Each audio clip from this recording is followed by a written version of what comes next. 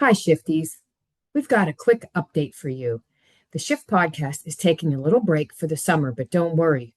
We'll be back in the fall with all new episodes. In the meantime, we won't leave you hanging. What we'll do is be replaying some of our most popular episodes so you can catch the ones you missed or revisit your favorites. Thanks so much for listening, and we'll see you in the fall. The Shift is brought to you by Joy Metrics. Welcome to The Shift. I'm Dr. Andrea Coyle. Welcome back to the next episode of the Shift podcast. Today, we are going to have a little bit of a different episode. It might be a little longer than what you're used to, but I can assure you that there's a lot of powerful messages. And myself and my incredible guest, Christina Gamez, we're both going to be vulnerable. And so just enjoy the discussion. We're so grateful that you're listening to this. Christina, welcome to the podcast. Thank you so much, Andrea. I'm so happy to be here with you and with your amazing audience. Thank you. Before we get started, I just want to share with the Shifties how we met.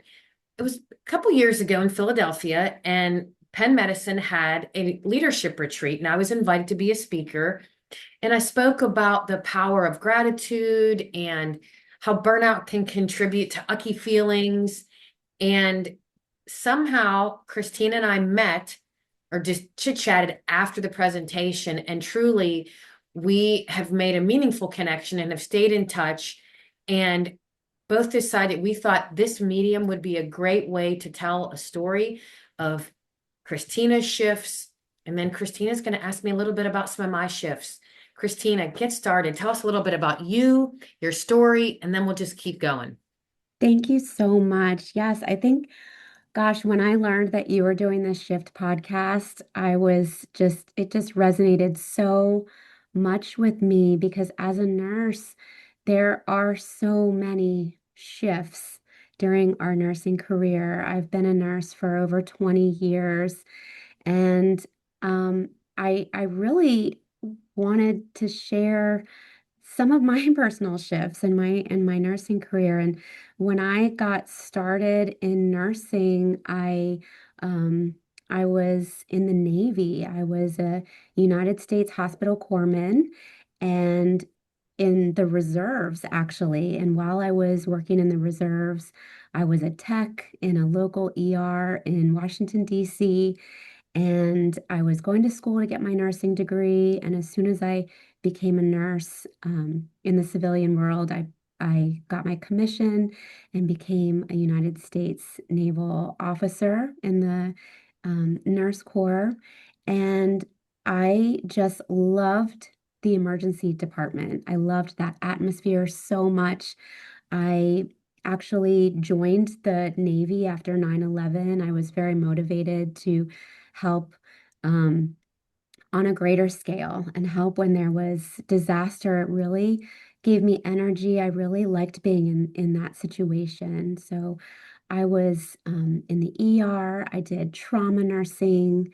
I was deployed for the war, and I just felt like that was going to be my career. And when my I became pregnant with my second child, and when I went for our 20-week ultrasound, he was diagnosed with a heart condition that was not compatible with life. So, at 20 weeks into my pregnancy, my whole world flipped upside down, and the rest of my pregnancy was very difficult. Lots of appointments. The doctors shared really devastating news that they didn't think that my baby would live much past birth. And during my pregnancy, I worked. I was picking up shifts in the ER, and I was still doing my Navy requirements. And many things happened during during that time. But after my child was born, he actually was so healthy. He was a full size. He was 21 inches, 7 pounds, 2 ounces. And his lungs were strong, and his heart was wasn't fully formed. And so we went home on hospice, and he did so well for 3 months. We were actually discharged from hospice, and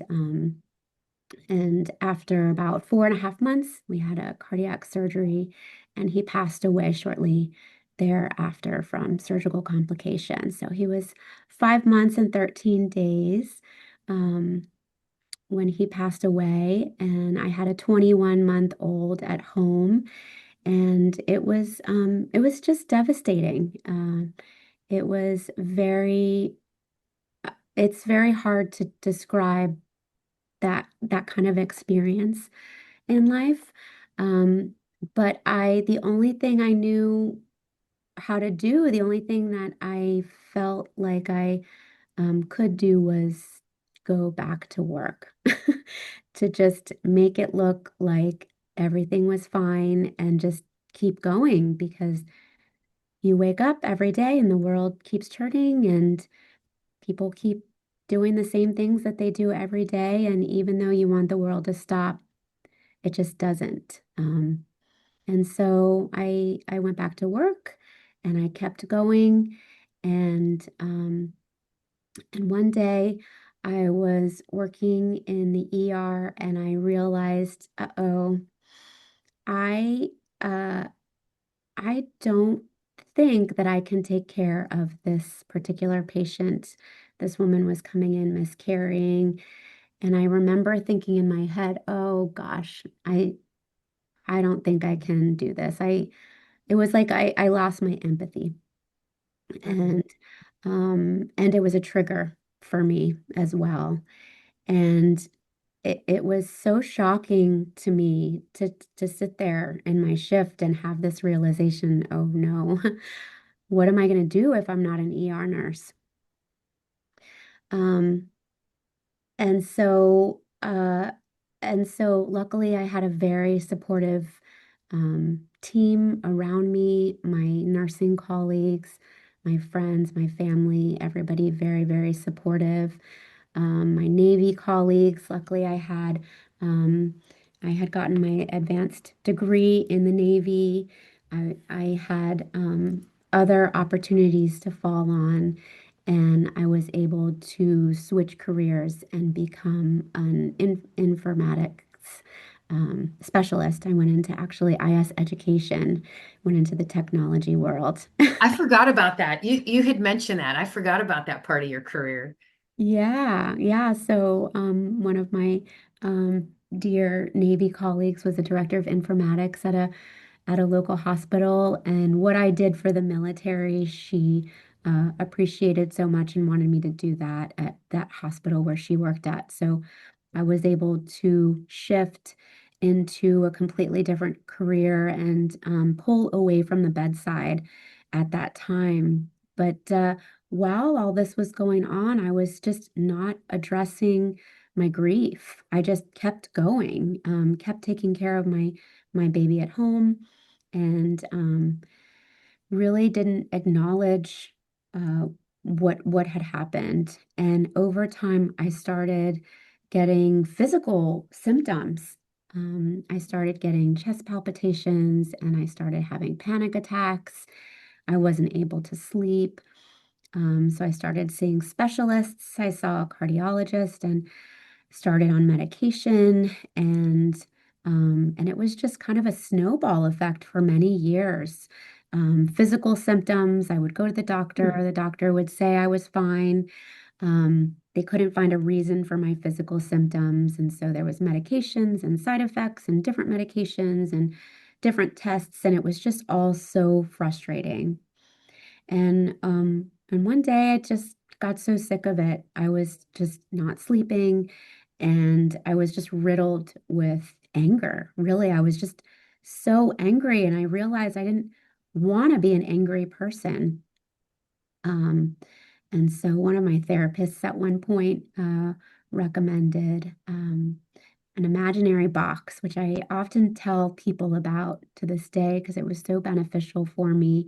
Just sitting in a quiet space, in a safe place that I chose for a designated time that I chose, set my alarm, and just sit there and basically just breathe and feel how my body is feeling and what kind of emotions come up. Opening the imaginary box is like opening a bag of emotions that you don't want to address because they're so uncomfortable.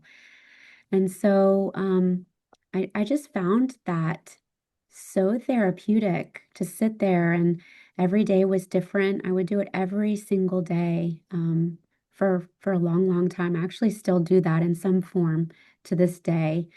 But setting my timer, crying if I needed to cry, being angry if I needed to be angry, sleeping if I needed to sleep, pacing, drawing, scribbling, journaling, whatever I needed to do in those 5 minutes really gave me back control of my emotions over time. I noticed I was able to sleep better. That was the first thing Mhm.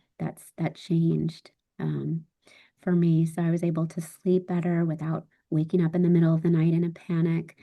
I was able to control my emotions when people would interact with me. Sometimes just an innocent hello or an innocent greeting, I would just get so mad because I was really hurting inside and just not addressing that. So I share that story because we go through tremendous life experiences, and it's not a competition. Everybody has their own experience, and my experience might seem um, more significant to someone than to someone else. And it doesn't really matter what the experience is. It just matters that we're having these experiences, and sometimes it's secondhand trauma from the patients that we take care of. They're so Yep. sick and the stories are so sad. And we find that in nursing, well, it's just my job. I signed up for this, so I should be able to handle it.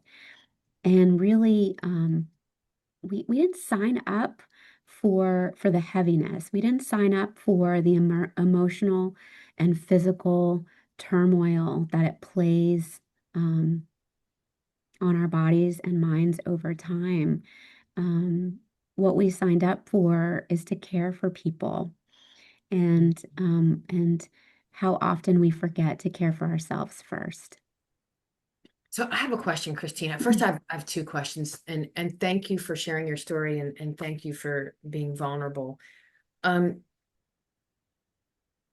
During your pregnancy and even those 5 months and 13 days, 5 months and 13 Mhm. days, and this is where my head went.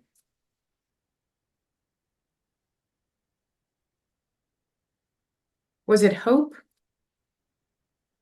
Like, did there's two kinds of hope, and was it reactive hope or was it possibility hope that kept you, as you said, you just keep on going?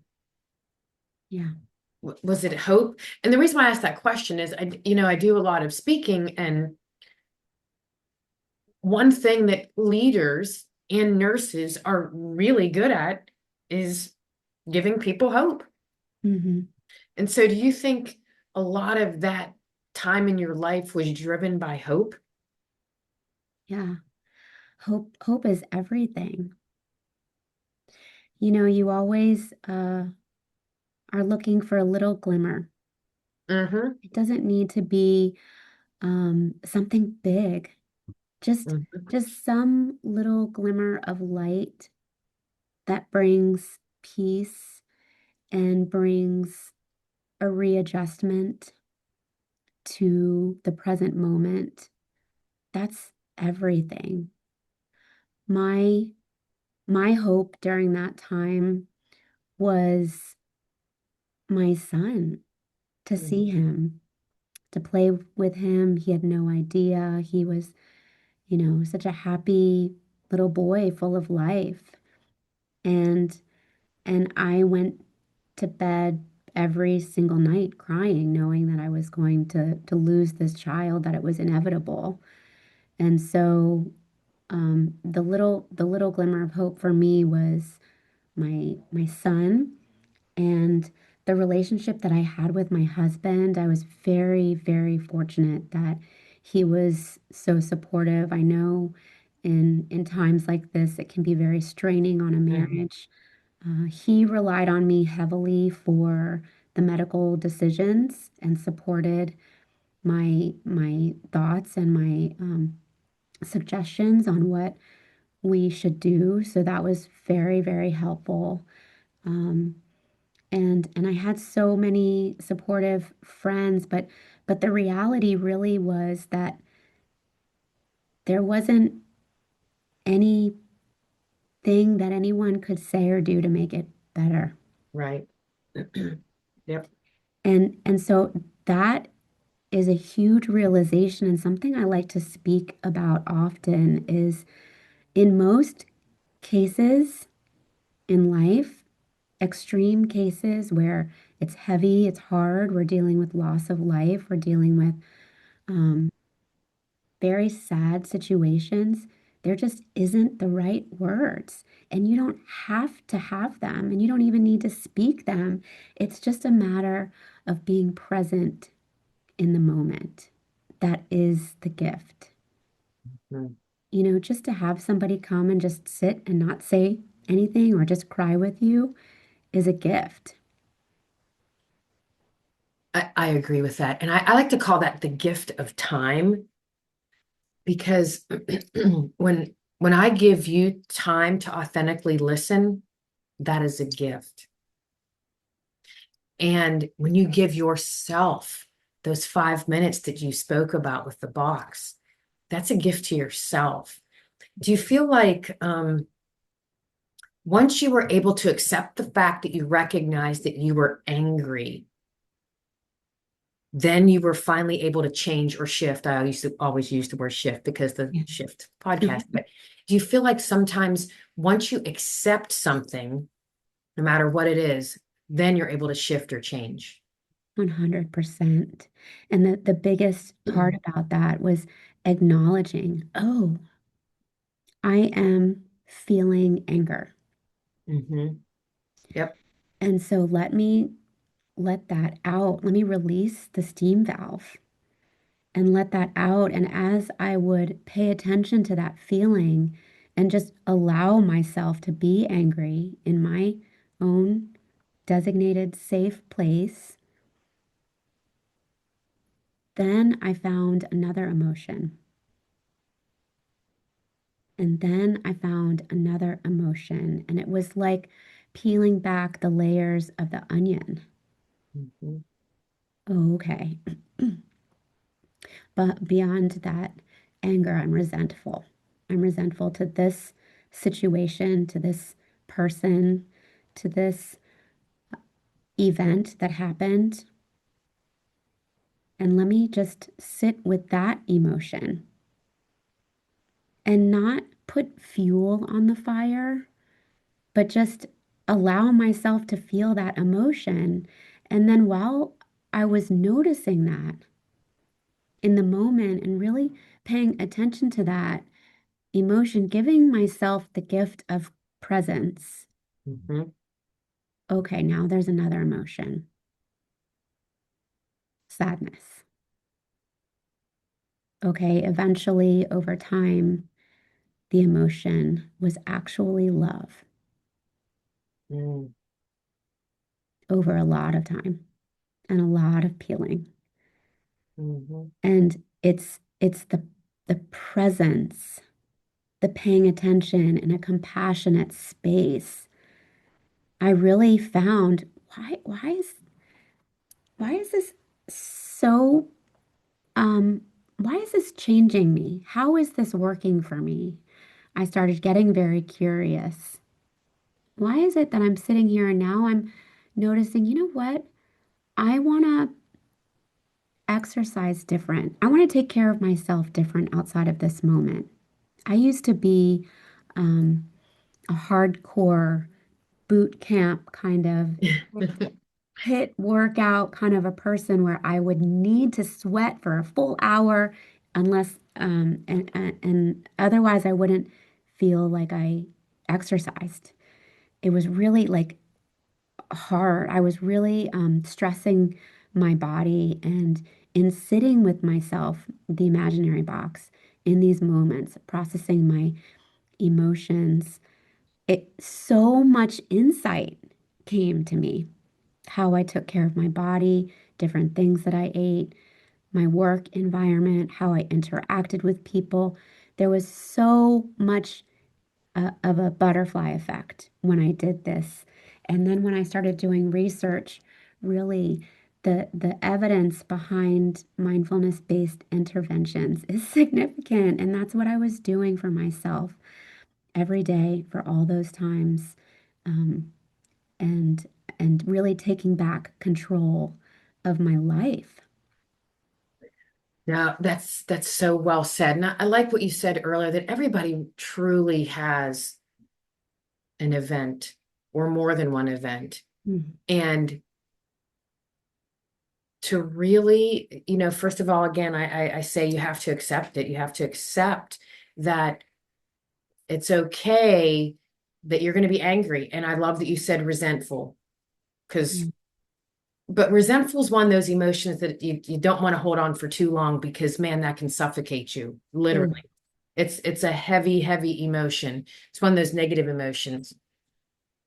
And I just think the power of being able to shift your mindset is it's the power of perseverance. It's the power of hope. It's the power that everything's going to be okay.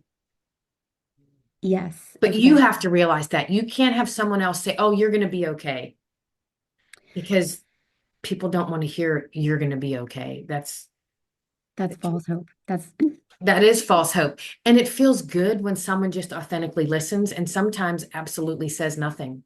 mhm. And people get awkward with that silence, but that silence is okay. And as nurses, I think it's really important for us to practice that empathetic silence, that authentic presence where I'm not thinking of what's going on in my life so that I can figure out what to say next. I'm truly just listening, being present with even just the silence. And we have to practice that. We talk about that, we know this, but we really have to practice um, this authentic presence and practice the pause that we talk about so much. And mhm. Christina, I'm listening, and I guess maybe I'm not such a great listener because I'm thinking I'm thinking about stuff. But I'm thinking as nurses, Yeah. let's just say you're an ICU nurse and you have two patients, or you're a med surg nurse and you have five patients. Hmm. It's so challenging, and it takes a skill set and it takes a mindset to be able to authentically listen to your patient in bed space five, Yeah. Mr. Smith in bed space five, and be 100% present with them, knowing that your patient, Mr. Jones, across the hall is XYZ. Yeah. How do you stay in that moment? And it is very difficult. And I think it's really, really more challenging for new to practice nurses. Yes. I Yeah. I mean, I could see how that can contribute to anxiety. You can't sleep at night, burnout. It just contributes to a lot of things. 100%. I remember leaving my shifts. You're constantly replaying Yeah. shift. What could Mm. you have done differently? How did that go? How did the conversation go? Um, Constantly. And I know the feeling and it's just what we inherently do because as a nursing profession, we just want to do the best for the most amount of people. Uh, And so of course it's natural. But practicing those skills with each other, practicing um, redirecting, a lot of our patients go on and on and on, and Mhm. we just don't have the time, and that's okay. You can't have hours and hours on end with each patient. Um, and that's a blessing and a curse. But redirecting, practicing that empathetic listening, and then also the empathetic communication. I hear what you're saying, and I understand that you're sad in this moment, and I want to be here for you, and I want to hear your story. But my patient in this other room is calling. I'm going to go do that, and I'm going to be back in this amount of time, and then we can talk more about X, Y, and Z, or whatever it is. And the way you get more patience in those situations is truly by practicing patience with yourself, I practicing agree with that. with your family, and practicing as often as you can, but first, always with yourself so that you have the energy for other people. And I have found this is going way back in the day when I was a med surg nurse. So we're going back like 25 years. Um, a very smart mentor of mine said, when you have five patients and you really practice that empathetic listening, I hear you and acknowledging what they're saying and validating what they're saying. And I have another patient that I need to draw blood on. I'm just saying, Hmm. how about Mr. Smith, if you write down what you're thinking? So Hmm. then you give them something to do. Yes. And I Yeah. thought that was brilliant. And I used that multiple times. And some people bought into it. And as you know, some people didn't. But it was a way to again help the patient recognize that it is healthy to write down some of your thoughts too. Yes, I love that. I've used that before too. That's such a great technique to use with patients, for sure. 100%.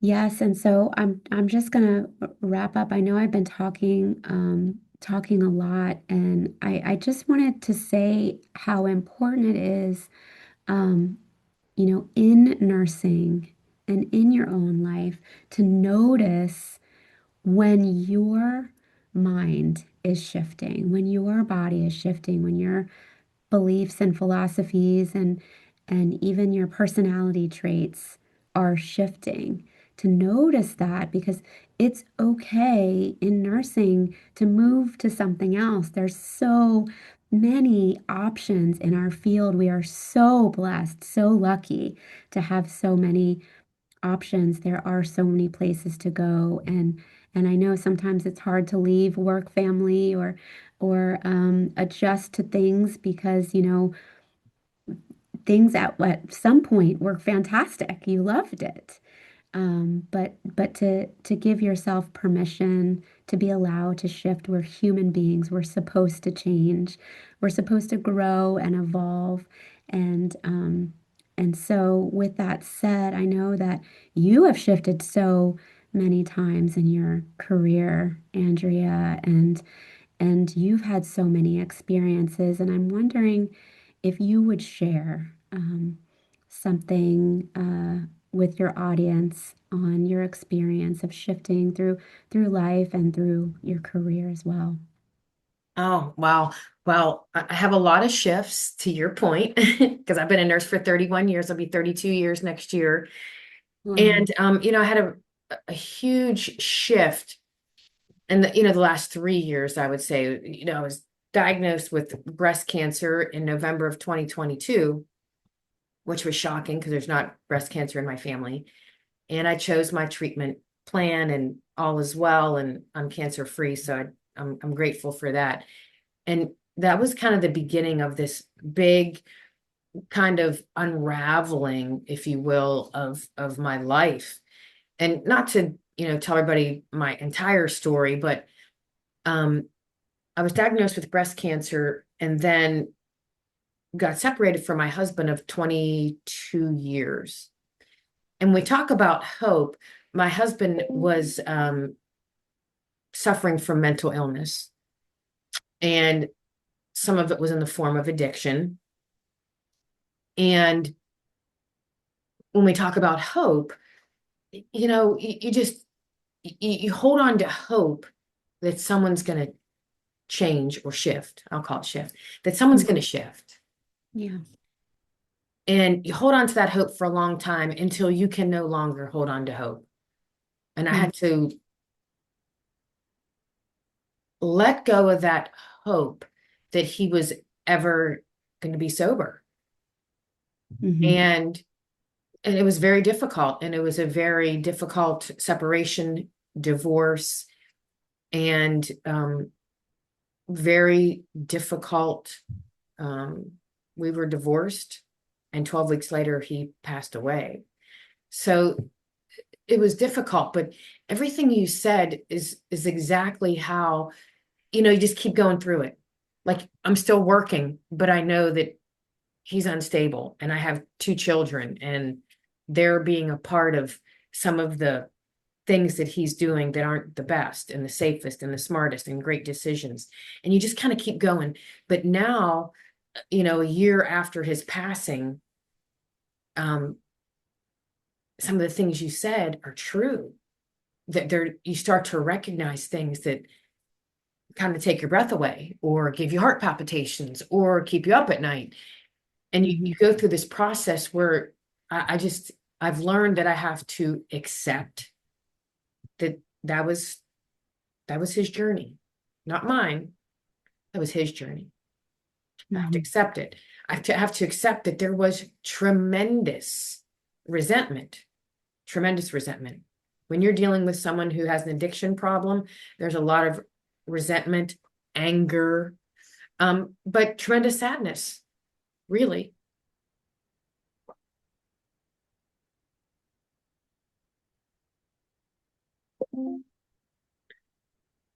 And then you accept it.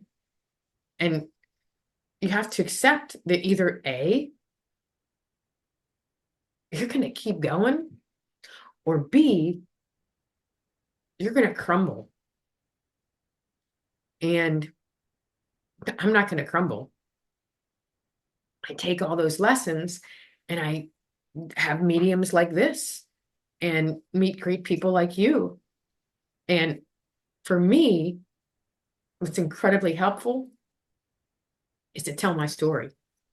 And I don't have time to tell the story right now, but telling the story and how my children, specifically my son, has persevered is like it is uplifting and powerful. And my son has this great quote, and he's 21, he'll be 22 in 15 days. He's so brilliant. Mom, difficult doesn't last forever. Mm. Wow. Difficult does not last forever. And he always talks about a shift. And he goes to the Citadel Military College and he is battalion commander his senior year. It's the top 11 ranks of his senior class. But when all this happened, he was a junior. And so he was first sergeant. And he said, there were times, Mom, I couldn't sleep at night, but I knew that I have to shift my mindset to get out of bed and lead my team because my team depended on me just as much as I depended on them. And I think those are really powerful things from a 21-year-old. That is so insightful. And you're so strong, Andrea, for sharing. Thank you for sharing that story with us. I think it, just like you said, there's so much power in storytelling. And Mhm. we walk around and we meet people every day, and we have no idea what they're going through, what they have gone through. And how much more of a connection can you make by just listening, by allowing someone to share, and by being authentic yourself, opening up that kind of honest communication? It shares with somebody else that they're safe to tell you their story. Mhm. And so you can empower each other and find strength in community, in union. And um, it's not about venting. It's not, negativity on top of negativity. It's authentically sharing how you're feeling and being present for it. It's so healing. Thank you for saying that. And I cannot tell you how many times I've, spoke and told my story in different mediums all across the country. And people always 100% after I speak, at least one person always comes up to me and says, "Thank you so much for sharing your story. Just so you know, my husband right now is an alcoholic and I'm still with him, but thank you for being brave." Or thank you for sharing that story. That made me think of things differently. It's through those storytelling that we create these connections that are meaningful. And sometimes they give someone strength. 100%. I hear that all the time. Thank you for sharing. You have no idea how much I needed to hear that. Yes. Or, oh my gosh, a very similar story happened to me and I'm still struggling. I still don't know what to do. Mhm. Um, And and in telling our stories, Christina, if we can help touch one person, we've we've made a difference in someone's life. And that is where I get my strength to continue to do the great work that we do as nurses. yes, there's the hope. There it is. There, And there's the hope. and it's okay to not be okay. Mhm. It's not okay to not ask for help or not talk to someone about it. Everybody's going through their thing. I teach suicide awareness to the community, QPR, and that's one of the biggest lessons. It's okay to not be okay. Mhm. But let's get through it together. There's tools, there's resources, um, and there's just having this connection can bring so much hope to somebody's day, and that can make all the difference.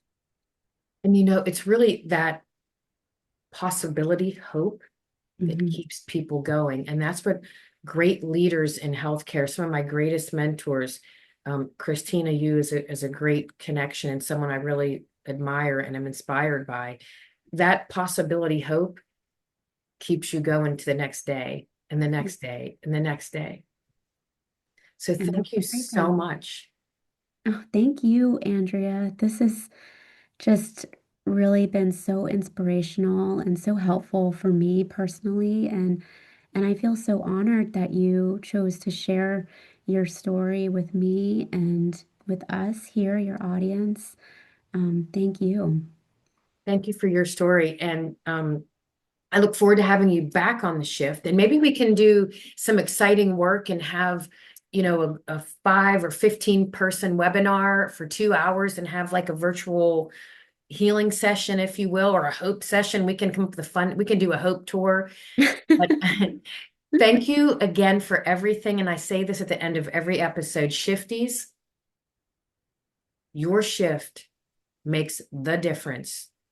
Keep shifting. Enjoying the shift? Help us reach more nurse leaders by rating and reviewing us on your podcast app. It takes just a minute, but makes a big impact. Search for The Shift, tap those stars, and share what you love. Your feedback shapes our future episodes and helps others discover us. Remember, rate, review, and amplify the shift today.